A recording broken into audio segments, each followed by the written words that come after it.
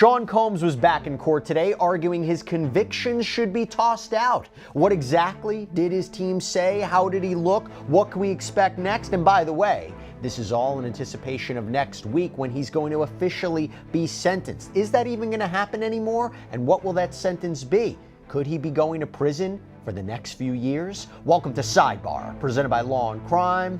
I'm Jesse Weber.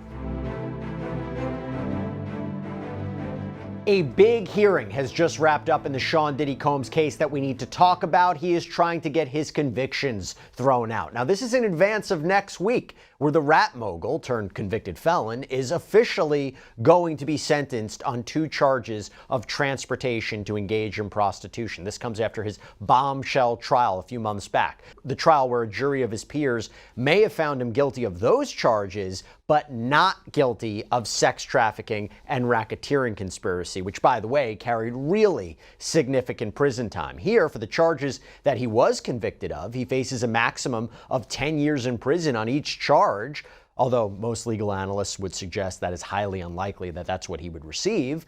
I will tell you that, but federal prosecutors, they have previously suggested 4 to 5 years in prison. They may ask for even more. Combs' defense team has asked for around 14 months. And after already sitting in federal lockup at the Metropolitan Detention Center since September of 2024, he's always been denied bail. If the judge sides with the defense's recommendation, then Combs would be essentially released immediately. And by the way, just real quick, we're going to talk about what happened today, but I want to highlight something about the sentencing before we talk about what happened today. So his attorneys submitted a 182-page sentencing memo laying out their argument for a lesser sentence.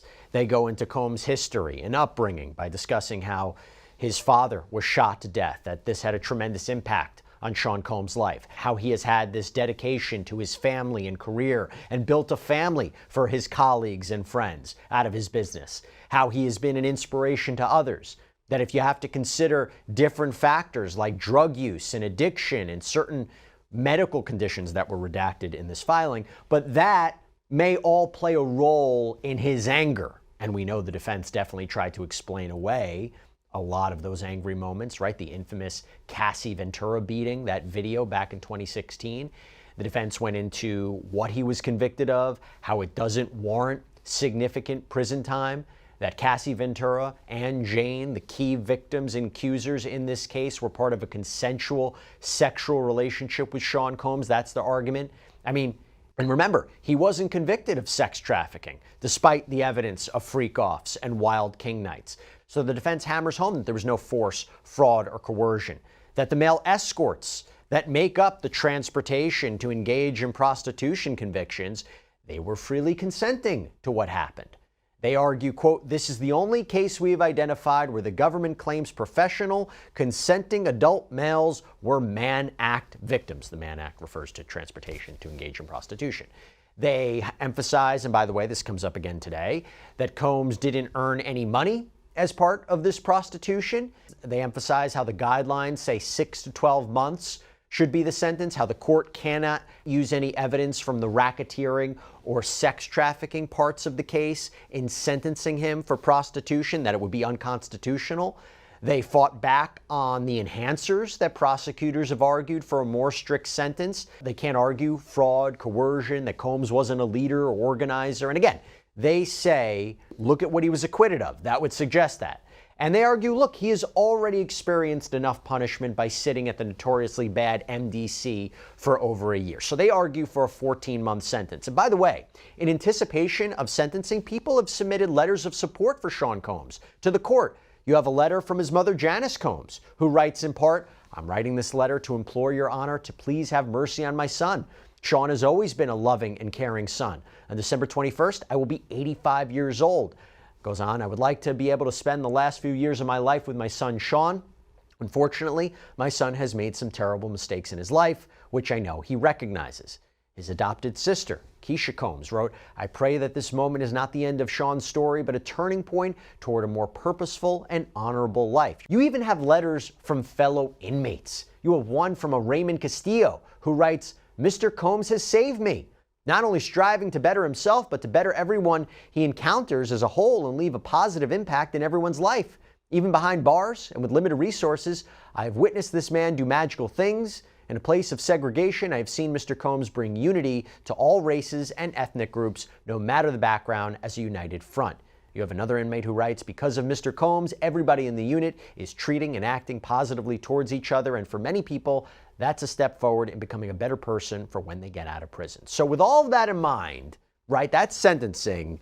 Is it even going to happen, or is his convictions going to be thrown out? Because we got to talk about what happened in today's hearing, where Combs tried to get those convictions thrown out. And for that, let me bring on, once again, Law and Crime Network's reporter, Elizabeth Millner. Elizabeth, so good to see you. Get a chance to talk about this again. It's been a few months. Right? Thank you so much. First of all, it was a crazy scene getting in. There was a lot of people who tried to, right? You were there since like 6 a.m. Yes, I was there bright and early, 6:30 a.m., got there, and there was already a line. Now, it was mainly a lot of press, but then we had this moment where we could just like put our names down on the list, come back later, and then when I came back, it was just so many more people. And I was surprised to see how much interest they had for just kind of what I felt to be like a standard procedural hearing. But so many people, I think, wanted to get one of their final glimpses of Sean Combs before he eventually learns his fate. Yeah, and how did he look? Because we have the courtroom sketches. In my opinion, he looks skinnier. Yeah, I was thinking that too. Now, I don't want anyone to mistake what I had said like I did last year with astonishingly thin, none of that. But I did feel like he did look slimmer from trial, but I did think he was kind of in an oversized MDC jumpsuit, which I was really surprised he was wearing, as opposed to kind of what had been ordered by the judge, which was the sweaters, the slacks, all of that stuff. So he came in the tan khaki suit. He kind of beamed up with smiles. I was surprised given how long it's been since he's seen probably all of us, but I think it was more so the smiles for his family. His family was there? His family was there, and the entire family too. So that included Keisha Combs, LaWanda Lane, who's been kind of taking care of the twin girls while Sean Combs has been incarcerated. Sarah Chapman, who is the mother of Chance Combs. Chance Combs was there. The twins were there. Janice Combs, Sean Combs' mother, was there. Charlucci, who's been a fixture every single day of trial. And had him on Sidebar. Yeah, we've had him on Sidebar. I've interviewed him, and so he was there, as well as Quincy Brown, Justin Combs, Christian Combs, and Christian Combs' girlfriend. So it was a really pretty stacked, and that was just excluding, that was just including the family. There were still some loved ones there to support too. Let me ask you something. Have you ever walked out of a meeting and you thought, wait a minute, what did we just decide after all of that?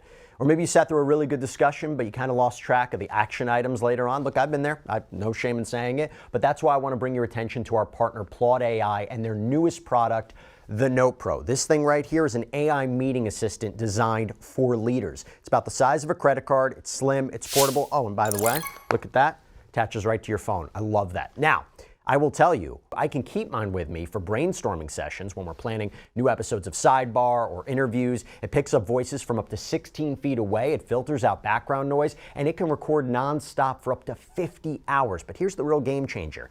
It captures absolutely everything: audio, pictures, written notes, highlights, and then the app turns it all into the structured summaries with insights and clear to-dos that you can then share with your team. And with Ask Plaude, it's like having a second brain. It can draft follow-up emails, pull up data reports, even help you brainstorm, and it's all based on the context of your meetings. Plus, NoPro gives you peace of mind. There's a display screen that shows your recording status. It has Apple Find My, it has fast file transfer, and it meets the highest privacy standards. So I know and I feel secure using it even for the most sensitive of topics. And look, if you're like me and you want to make the most of your time, it's time to try the Plaude Note Pro. And right now, you can get 10% off of Plaude's other features, Note and Notepin, with code Jesse. Just click the link below or scan the QR code on screen.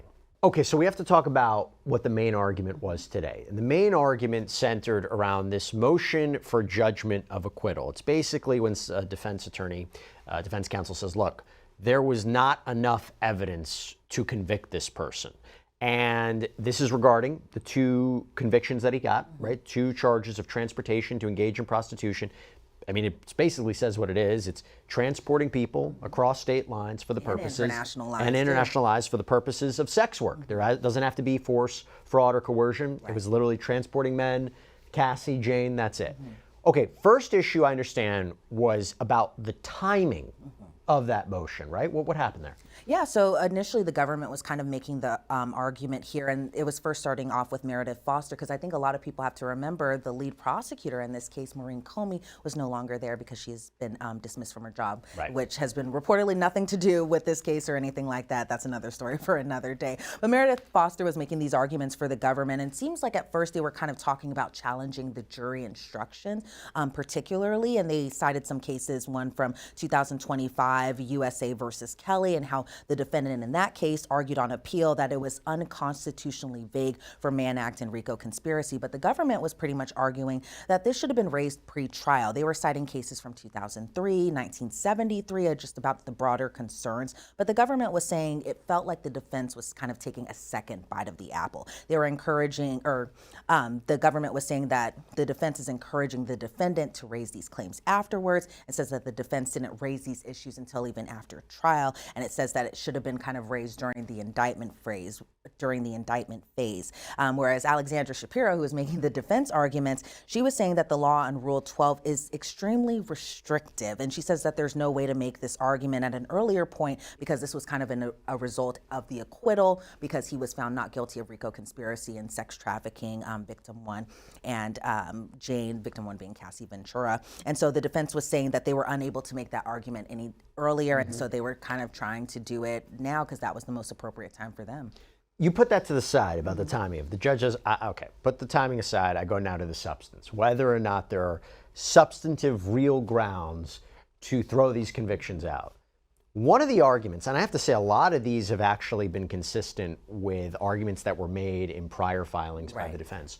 One of them is, and if I'm understanding correctly, Sean Combs didn't make any money off of this prostitution, or he didn't pay for it himself, right? There's like a commercial aspect argument. What did they say? Yeah, so initially they were going to be asking kind of 4 questions, then that both sides had to answer these questions. So this was brought up during question 2 about whether or not the Mann Act prosecution had a financial motive and whether or not the defendant kind of fall under the second liability, which is something I completely didn't know about because I'm not a lawyer or anything like that. But it was interesting kind of hearing those arguments. So the defense, starting off, that also being Alexandra Shapiro, she was saying that the statute should be construed narrowly to pimps and prostitution. She said that Mr. Combs was an alleged consumer and that this is just kind of a wire type of case. And it seemed like that's what the defense's whole argument was, that he was just financially giving the money, but it wasn't that he was necessarily making the money. And so the judge said, well, why wouldn't Combs be liable for willfully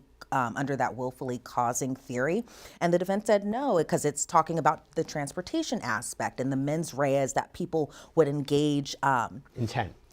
Yes, exactly. And the intent that people would engage in prostitution, you can't say that he's willfully doing that necessarily because he, in essence, was just watching 2 people have sex, pretty much. And so the defense was talking about the money aspect and how they previously argued that, you know, the money was for time. It wasn't necessarily for sexual purposes. It wasn't that typical pimp prostitute situation like that they were trying to make that comparison to. And so the defense was saying that it seems to imply that Sean Combs' conviction was based off the money transaction. Because if you remember from those summary flight charts, it was very easy for the jury to draw those conclusions about this is how much money was paid, this is what this, when this flight happened, and the jury found in essence that when these hotel nights were happening, that this was for the pretty much the process of transporting people across state lines for the purposes of prostitution. Whereas the government was saying that the conviction should still stand, that the defense is challenging the vagueness and the definition of prostitution specifically. And so the government said that this issue isn't whether the defendant himself engaged in prostitution and specifically in sexual acts, it's whether the defendant transported a person across state lines or international lines for the purposes of sex. And so the government argued that he facilitated the transportation with intent. And even though Cassie and Jane, and that's kind of where that first liability, secondary liability come in, where Cassie and Jane were the ones that the government was kind of saying were the ones who were contacting these entertainers or these escorts. But it was Diddy or Sean Combs who had that second liability because he watched, but he also provided the money. Like he aided and abetted Yes, it exactly. And so they argued. Because it's not like a traditional case where someone, had this organization that was shipping off prostitutes to different people and this wide network. Yeah, but that's not necessarily what's required of this law. It's, did you transport people across lines for the purposes of sex work. Right. And I hear that, and I hear that argument. And yeah. And I was going to say, and yeah. the defense kind of, brought it back too later, where they were saying that the government hasn't raised to the jury the secondary liability, and that speaks volumes. So Alexandra Shapiro making that argument, and she says that they don't contest that the money came from Sean Combs. That's what I thought was interesting in their argument. Because don't you remember during the trial how much evidence was there? Yeah. That the money either came from him, or he was on the phone, Yeah. or there were voice notes or messages, right? That he was directing all of it. Or, Exactly. And so in kind of that last hurrah to save this argument, the defense said that the Mann Act actually historically is an embarrassment to the United States, because that's where they kind of brought in that racial undertone that it was. Can you explain that? They've said consistently it's racist. What did they say about that? And then we'll get into the constitutional arguments, which I think are really interesting. But before that, what did they say about it being racist?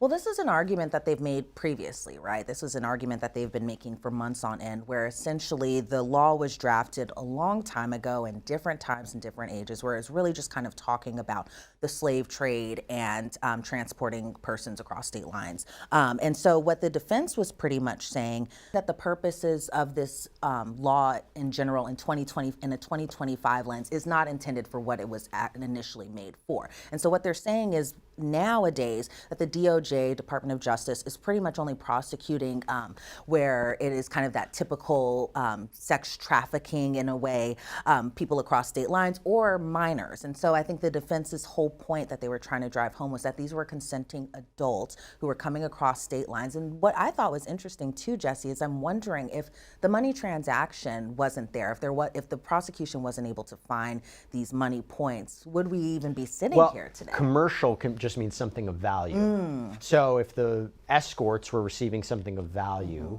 to engage in this work, or the argument would be Jane or Cassie were receiving something of value in exchange for this. Like a fancy gift? Yeah, I think they could make that argument. But you also do have the money trail. Yes, you do have the money trail. I mean, they did make their argument in prior filings, suggesting he's a prominent black man who's being prosecuted for this, that it's not a tag along of like you see in other cases of a large sex trafficking network. He was convicted of that and that alone. And it does raise the question, if all they ever had were those charges and not racketeering and not sex trafficking, would they have even brought this case? Yeah, and that's what the defense also pointed out today too. We have to get into this First Amendment argument. Now, I've talked about this on a previous sidebar because it was in one of the defense's filings. This is a novel argument. This is very interesting.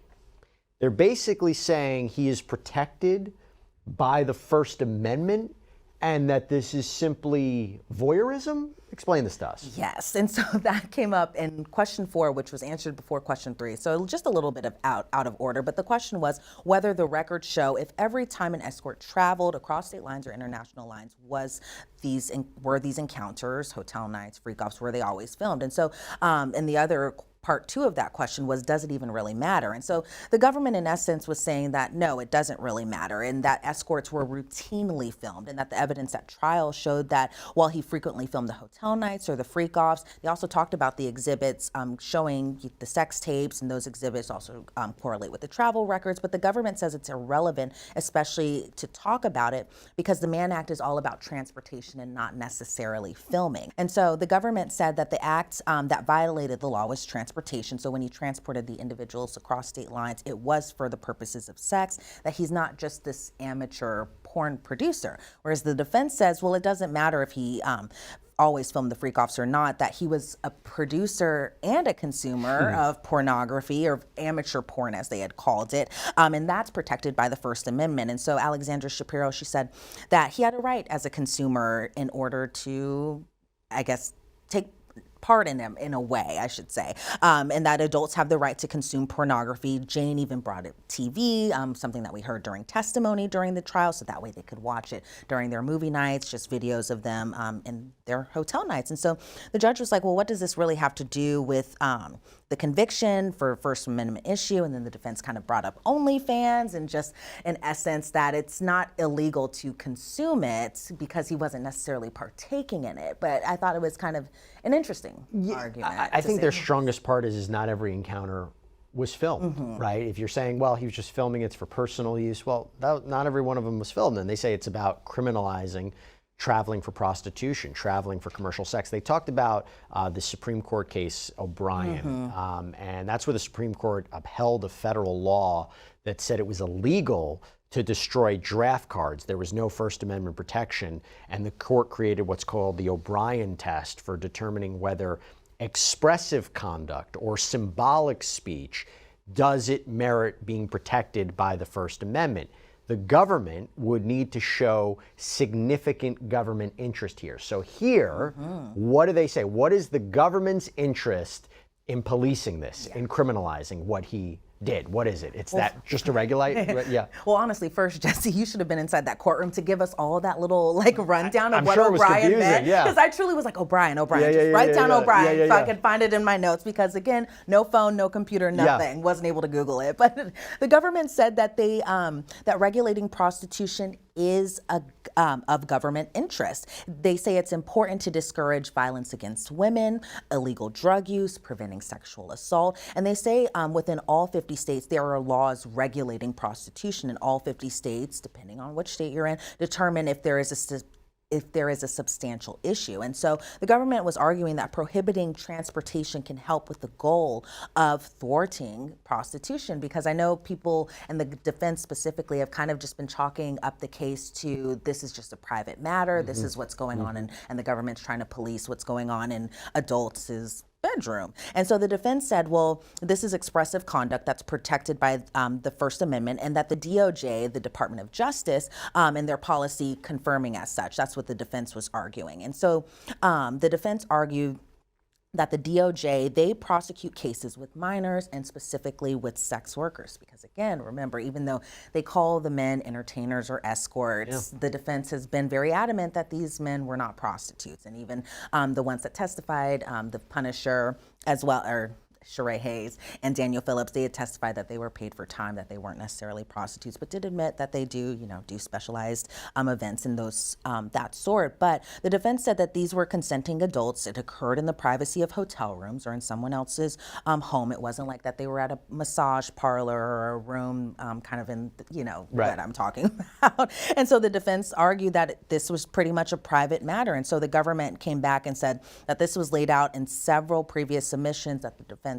put in, and that they were all denied. But it was interesting just kind of hearing those arguments about O'Brien and learning more about O'Brien today. Did you glean anything from the Judge Arun Subramanian, about which way he's going to rule on this? Because I understand he didn't make a decision, but he did, didn't he at one point, he's like, if you have a businessman who pays for his client to be with a prostitute, and the client participates in sexual acts with this prostitute, is the businessman liable, or is this businessman a prostitute? Is it transportation to engage in prostitution, or in a way? Yeah, and is it prostitution? Yeah, and I mean, he asked that because he did. And what was the response? But also, did it give you a sense that he's not believing the defense's arguments? Well, I think there were little tidbits where I felt that way sometimes. And I feel like Judge Arun Subramanian, he does a very great job in really just kind of fleshing out what both sides want. He's always doubling and asking questions, making sure okay, if I'm understanding this correctly, you want this and this. So to answer your first question, the defense said that no, it's not prostitution. And again, they believe that that's where their client's position really is. And so I felt like, from what I could think, because I'm not in the judge's mind or anything like that, it seems like he's leaning toward possibly leaning towards no on the defense motions. I feel like sentencing will go on as usual on October 3rd. And the reason I say that is because he said, I'll see you guys next Friday. So I think he already has in his mind that sentencing will go forward. But whether or not he'll side with the defense at sentencing or the government at sentencing will be interesting. So 2 points there. A, he said that he might make a decision on this soon, but nothing today about sentencing. Nothing today about sentencing, not even a time. We don't even know the time yet. But it is October 3rd. It is October 3rd. Yeah. And you're going to be there. And I will be there. Okay. And one thing I will say about sentencing, and I think that this might work to the advantage of the prosecutors, the disadvantage of the defense. Yes, they can make the argument that these charges, these convictions are minor, considering what we're talking about with racketeering and sex trafficking, what he was acquitted of. But I've always said, I think it's the amount of times. Yeah. the amount of times that he did this. It wasn't a one-off. It was multiple times with multiple sex workers. And I did anything come out today about that? Did they mention that, the prosecution? Yeah, absolutely. The government kind of in their last part of their arguments overall, they were pointing out that Sean Combs also had a history of violence during these breakoffs. You talked about the 2016 Intercontinental Hotel incident and what happened there, what happened as late as June of 2024 with Jane. And so the government in their last kind of argument to the judge before we were all dismissed was that Sean Combs had planned these out. He had coordinated these all for his sexual pleasure. So while the defense was kind of pointing out that it was maybe Jane or Cassie who had been in communication with these escorts or entertainers, they said it was all because it was at the direction of Sean Combs for his sexual pleasure and sexual gratification. And the government said, don't forget why we were here. This has been going on for years, 15 years they pointed out, 2009 to 2024. So it seems like for me, and again, not a lawyer or anything like that, but it seems like when the judge takes into consideration the sentencing, he might take into consideration the full scale of everything from the trial and not specifically the flight logs or that some seemed more willing to participate than in other times. So it'll be interesting to see. We'll see if we're right or wrong come next we week. Shall. Elizabeth Millner, great to see you again. Great Thanks so to much. see you too. Thank you. And that's all we have for you right now here on Sidebar, everybody. Thank you so much for joining us. And as always, please subscribe on YouTube, Apple Podcasts, Spotify, wherever you should get your podcasts. You can follow me on Instagram or X. I'm Jesse Weber. I'll see you next time.